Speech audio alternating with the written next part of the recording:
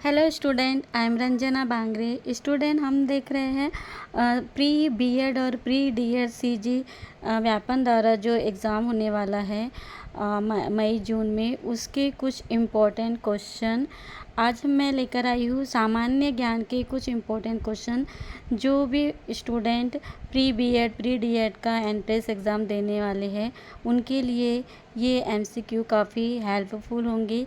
तो देखते हैं सामान्य ज्ञान के कुछ इम्पोर्टेंट क्वेश्चन।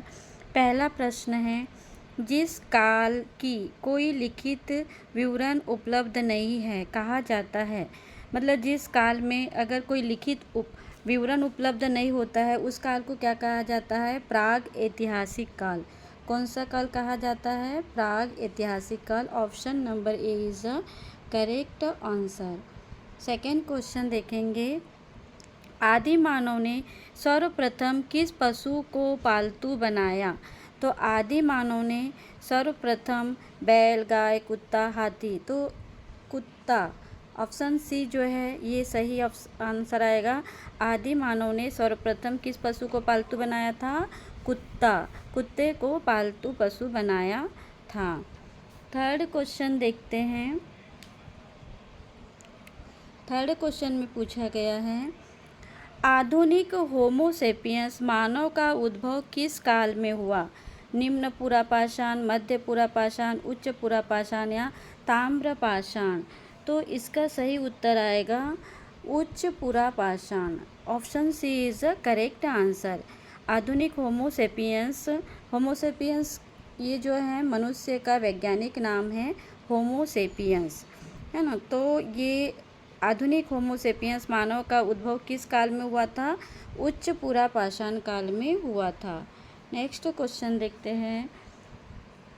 क्वेश्चन नंबर 4, मानव ने आग का प्रयोग किस काल में प्रारंभ किया था? तो मानव ने आग का प्रयोग इसमें आएगा ताम्रपाषाण काल। ऑप्शन सी जो है ये सही उत्तर आएगा। ताम्रपाषाण काल में जिस समय तांबे का चलन, तांबा धातु जो है कॉपर, उसका चलन था, उस समय आग का प्रयोग प्रारंभ हुआ था। आदि मानव जो थे पत्थर से पत्थर को मतलब रगड़ कर आग उत्पन्न करते थे, उसको पाषाण काल कहा जाता है। उसके बाद में आया था ताम्रपाषाण काल। तो मानव ने आग का प्रयोग किस काल में प्रारंभ किया था? ताम्रपाषाण काल। क्वेश्चन 5 देखते हैं, मानव ने सर्वप्रथम किस धातु का प्रयोग किया?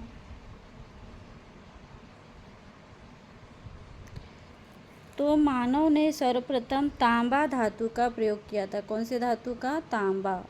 अभी जस्ट पढ़े हैं ना, ताम्र धातु का प्रयोग मतलब आग उत्पन्न करने के लिए ताम्रपाषाण काल में उपयोग किया था। तो मानव ने सर्वप्रथम किस धातु का प्रयोग किया था?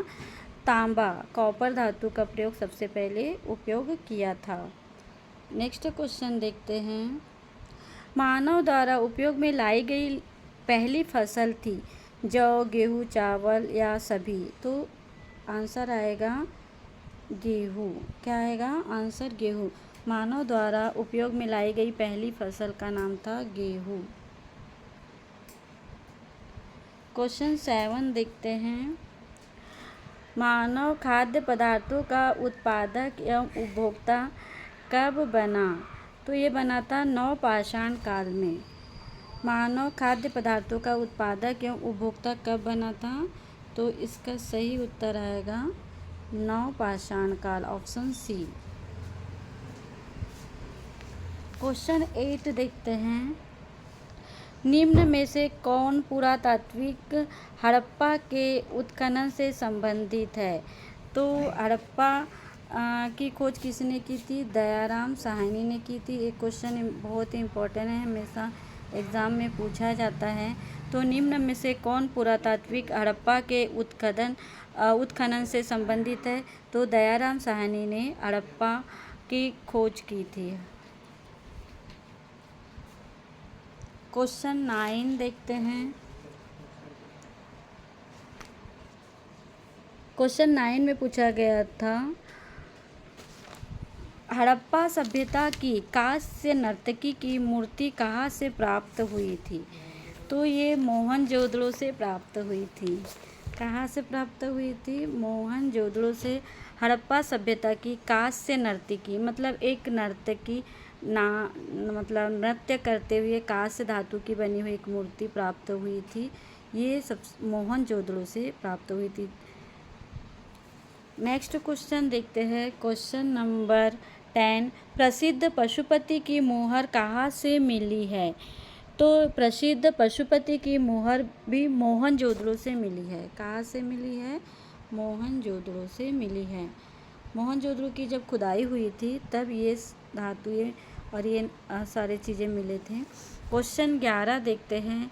सिंधु सभ्यता में गौड़ावाड़ा का साक्ष्य कहाँ से मिला है?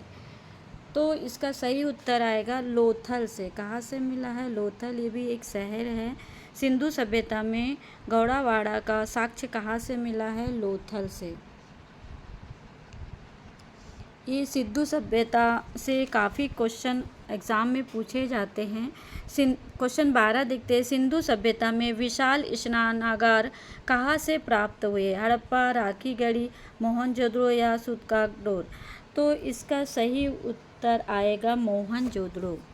क्या उत्तर आएगा? मोहनजोदड़ो में एक विशाल स्नानागार जहाँ पर स्नान किया जाता है वे स्नानागार प्राप्त हुआ था। ये मोहनजोदड़ो से जब सिंधु सभ्यता की खोज की गई थी तो एक बहुत बड़ा विशाल स्नानागार भी प्राप्त हुआ था मोहनजोदड़ो से। तो option C is the correct answer. Question 13, पुरातत्ववेत्ता सिंधु सभ्यता के समकालीन तिथि 2500 से 1800, 2500 से 1750। तो इसमें से सही ऑप्शन क्या आएगा? तो सही ऑप्शन आएगा ऑप्शन नंबर बी। 2500 से 1750 ईस्वी पूर्व में पुरातत्ववेत्ता सिंधु सभ्यता के समकालीन तिथि थी 2500 से 1750 ईसा पूर्वी। Option B is the correct answer. Next question देखते हैं। क्वेश्चन 14, भारत में मूर्ति पूजा का आरंभ कब माना जाता है? तो वैदिक काल से, मौर्य काल से या गुप्त काल से? तो इसका सही उत्तर आएगा भारत में मूर्ति पूजा का आरंभ सिंधु सभ्यता से माना जाता है।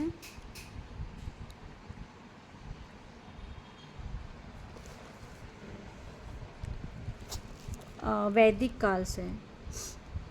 नेक्स्ट क्वेश्चन देखते हैं। क्वेश्चन 15,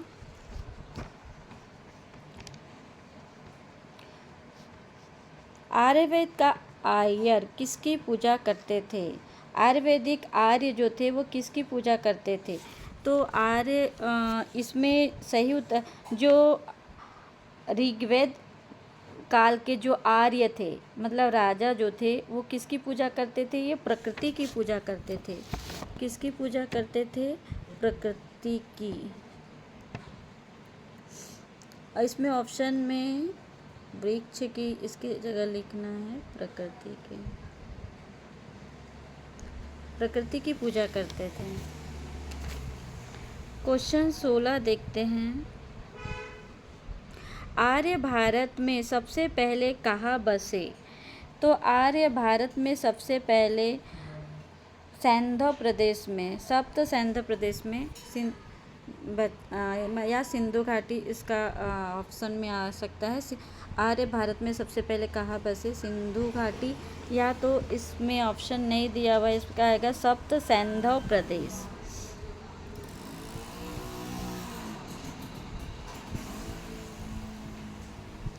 सैंधव प्रदेश। नेक्स्ट क्वेश्चन देखते हैं। क्वेश्चन 17, आर्यों का मूल निवास स्थान था आर्कटिक क्षेत्र, पर्शिया माइनर, दक्षिण रूस या सप्त सैंधव प्रदेश? तो इसका आर्यों का मूल निवास स्थान था एशिया माइनस। क्या था? Asia Minor. Asia Minor. Option B is correct answer. आर्यों का मूल निवास स्थान था Asia Minor. Asia Minor. Next question देखते हैं, क्वेश्चन 18।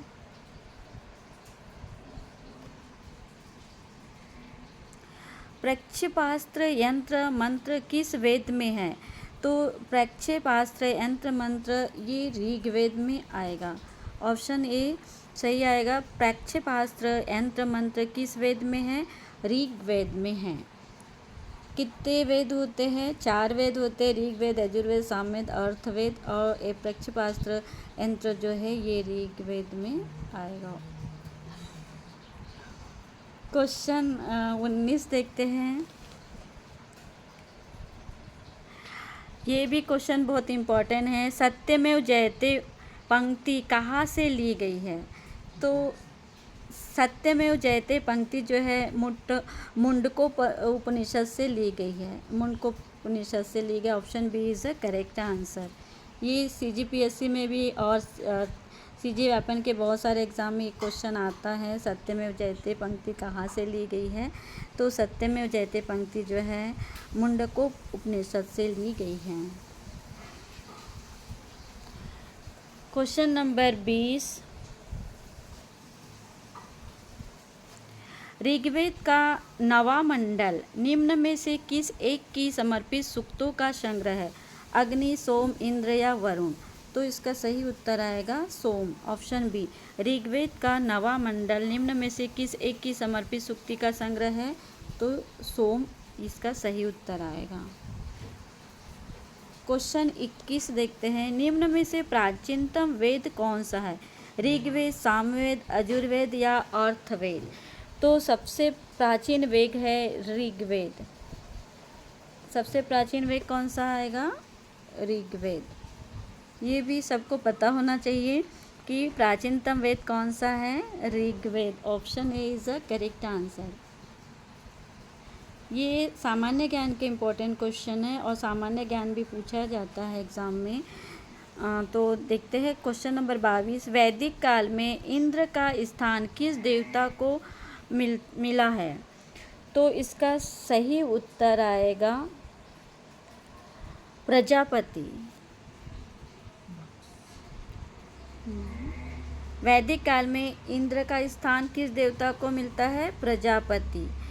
नेक्स्ट क्वेश्चन देखते हैं, क्वेश्चन 23। किस वेद की रचना गद्य एवं पद्य दोनों में की गई है? तो किस वेद की रचना गद्य और पद्य दोनों में की गई है? तो यजुर्वेद की। कौन से वेद की? यजुर्वेद की। सी यजुर्वेद की जो रचना है ये गद्य एवं पद्य दोनों में की गई है। क्वेश्चन 24। पाटलिपुत्र नगर का संस्थापक कौन था? बिम्बसार, अजातशत्रु, उदयन या धनानंद? तो इसका सही उत्तर आएगा उदयन। पाटलिपुत्र नगर का संस्थापक कौन था? उदयन। नेक्स्ट क्वेश्चन देखते हैं, क्वेश्चन 25। हर्यक वंश के किस शासक की उपाधि कुणिक थी? तो इसका सही उत्तर आएगा अजातशत्रु। क्या आएगा सही उत्तर इसका? अजातशत्रु। हर्यक वंश के संस्थापक के कौन थे? अजातशत्रु। ये इसका सही उत्तर आएगा B option. Question number 26। Sikandar के समय मगध पर किसका शासनकाल था? तो सिकंदर के समय मगध पर घनानंद का शासनकाल था। किसका शासनकाल था? घनानंद का। सिकंदर के समय मगध पर किसका शासनकाल था? तो घनानंद का। Option number A is the correct answer. Question 27। Kalashoka की राजधानी थी। कालाशोक की राजधानी क्या थी? पाटलिपुत्र। क्या थी? Pataliputra. Option C is the correct answer. Kalashoka की राजधानी थी पाटलिपुत्र। नेक्स्ट क्वेश्चन देखते हैं, क्वेश्चन नंबर 28।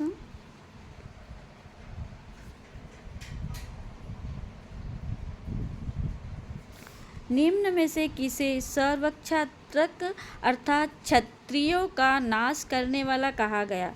तो महापद्मानंद को कहा गया था क्षत्रियों का नाश करने वाला। किसे कहा गया था? महापद्मानंद।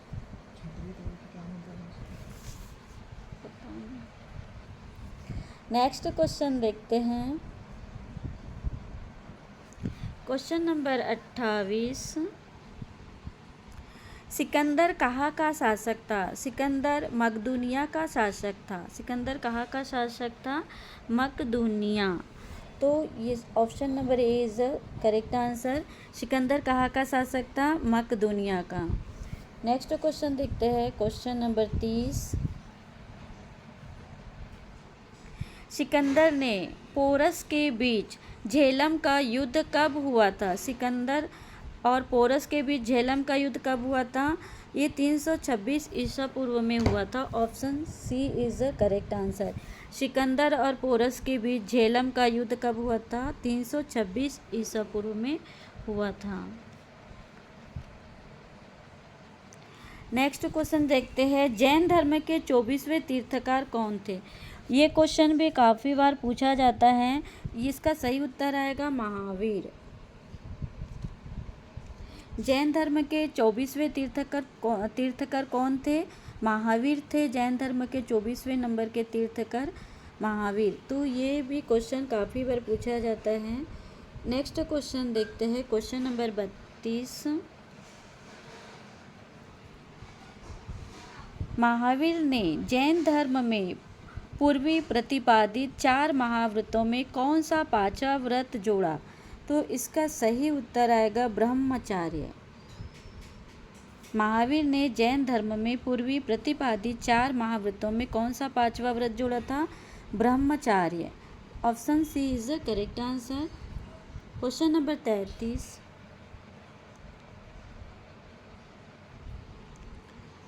जैन धर्म में त्रिरत्न है, तो इसका उपरोक्त सभी आएगा। सम्यक श्रद्धा, सम्यक ज्ञान, सम्यक आचरण।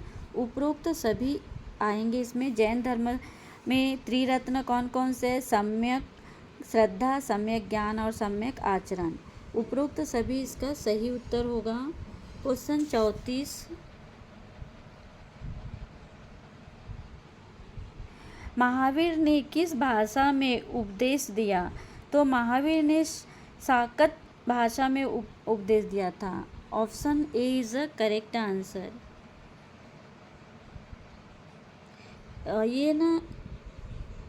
ये प्राकृतिक आएगा इसमें। प्राकृतिक भाषा में उपदेश दिया था। महावीर ने किस भाषा में उपदेश दिया था? तो महावीर ने प्राकृत भाषा में उपदेश दिया था। ये साकत जो है ये गलत प्रिंट हुआ है, प्राकृत आएगा। Question number 35। महावीर का जन्म कहाँ हुआ था? तो महावीर का जन्म जो है वैशाली में हुआ था। कहाँ हुआ था? महावीर का जन्म वैशाली में हुआ था। ये क्वेश्चन भी इम्पोर्टेंस है। महावीर का जन्म वैशाली में हुआ था। क्वेश्चन 36। प्रथम जैन संगीतज्ञ कहाँ आयोजित किया गया था? तो ये पाटलिपुत्र में आयोजित किया गया था। क्वेश्चन 37 नंबर का देखते हैं। महात्मा बुद्ध ने अपना पहला उपदेश कहाँ दिया था? तो महात्मा बुद्ध ने अपना पहला उपदेश दिया था सारनाथ में। ये भी क्वेश्चन काफ़ी इम्पोर्टेंट है। महात्मा बुद्ध ने अपना पहला उपदेश दिया था सारनाथ में दिया था। नेक्स्ट क्वेश्चन देखते हैं। बौद्ध धर्म के त्रिरत्न। तो बौद्ध धर्म के त्रिरत्न बुद्ध, संघ और धम्म। कहते हैं ना बुद्धम शरणम गच्छामि। तो ये इसके त्रिरत्न हैं, बुद्ध, संघ और धम्म। तो उपरोक्त सभी आएगा। बौद्ध धर्म के त्रिरत्न क्या है? बुद्ध, संघ और धम्म। Option number D is the correct answer. Question number 39। Mahatma Buddha द्वारा दिए गए प्रथम उपदेश को कहा जाता है? तो महात्मा बुद्ध द्वारा दिए गए प्रथम उपदेश को कहा जाता है धम्म चक्र प्रवर्तन। क्या कहा जाता है? धम्म चक्र प्रवर्तन। Option C is the correct answer. Mahatma Buddha द्वारा दिए गए प्रथम उपदेश को कहा जाता है धर्म चक्र प्रवर्तन। क्वेश्चन नंबर 40, बुद्ध के सर्वप्रथम शिष्य थे। तो बुद्ध के सर्वप्रथम शिष्य थे आनंद। कौन थे? आनंद। बुद्ध के सर्वप्रथम शिष्य का नाम क्या था? Anand. Option number B. Question number 41, Chandragupta Maurya का प्रधानमंत्री था। तो चंद्रगुप्त मौर्य का प्रधानमंत्री कौन था? चाणक्य।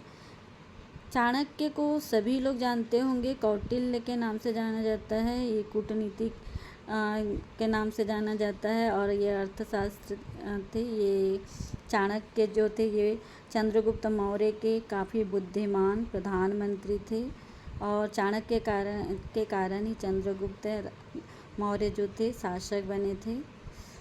तो ये आएगा, चंद्रगुप्त मौर्य का प्रधानमंत्री था चाणक्य।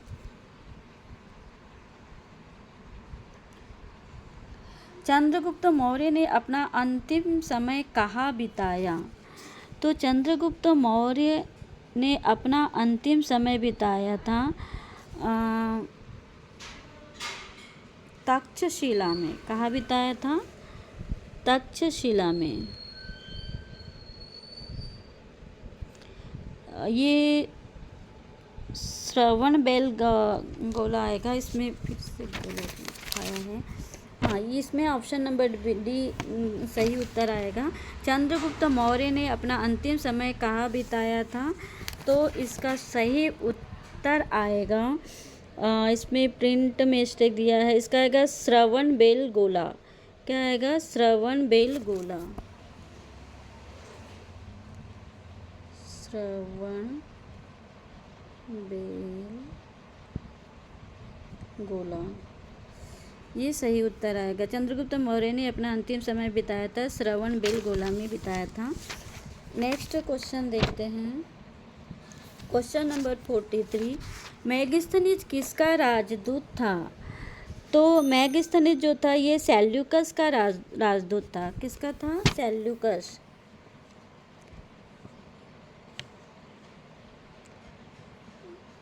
सेल्यूकस का राजदूत था कौन? मेगास्थनीज।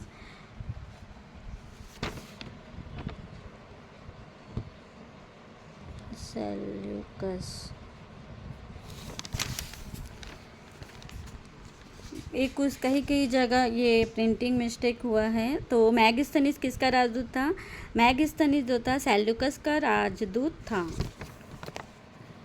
नेक्स्ट क्वेश्चन देखते हैं। अच्छा, ये नीचे ऑप्शन में है सेल्यूकस, ये इसका सही उत्तर आएगा।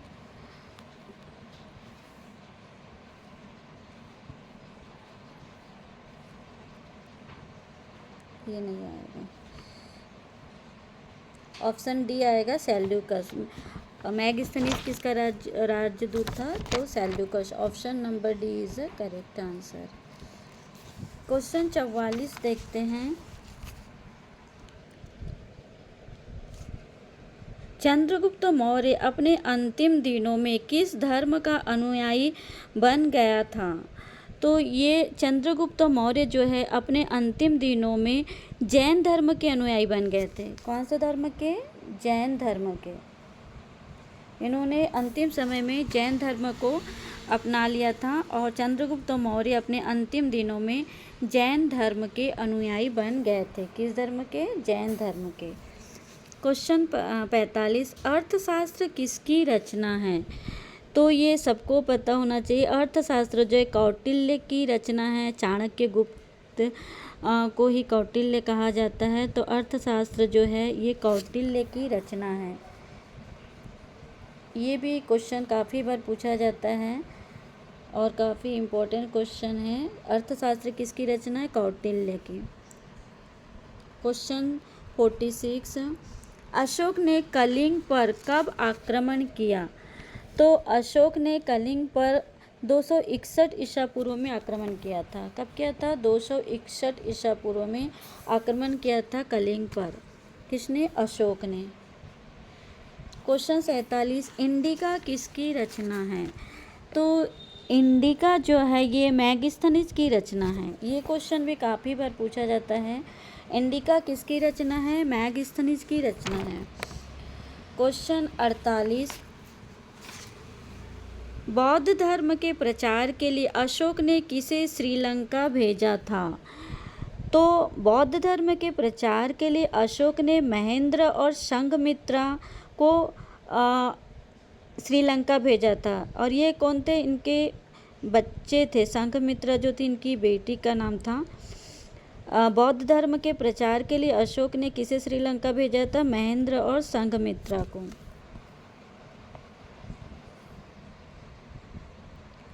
क्वेश्चन नंबर 49, अशोक के शिलालेखों को सर्वप्रथम किसने पढ़ा? तो अशोक के शिलालेखों को सर्वप्रथम जेम्स प्रिंसेप ने पढ़ा। किसने पढ़ा था? जेम्स प्रिंसेप ने। ये सही उत्तर आएगा। अशोक के शिलालेखों को सर्वप्रथम किसने पढ़ा था? जेम्स प्रिंसेप ने। अशोक ने 14 शिलालेखों का मतलब लिखे थे, 14 शिलालेखों का वो किया था। तो इसको सबसे पहले जेम्स प्रिंसेप ने इनके शिलालेखों को पढ़ा था। क्वेश्चन 50, सांची के स्तूप का निर्माण किसके द्वारा कराया गया था? तो ये क्वेश्चन भी काफ़ी बार आता है। सांची के स्तूप का निर्माण अशोक ने करवाया था। किन्होंने करवाए थे? अशोक ने। राजा अशोक, सम्राट अशोक ने सांची में बौद्ध स्तूप का निर्माण करवाया था। सांची का जो स्तूप है वो बौद्ध स्तूप है और इसका निर्माण करवाया था अशोक ने।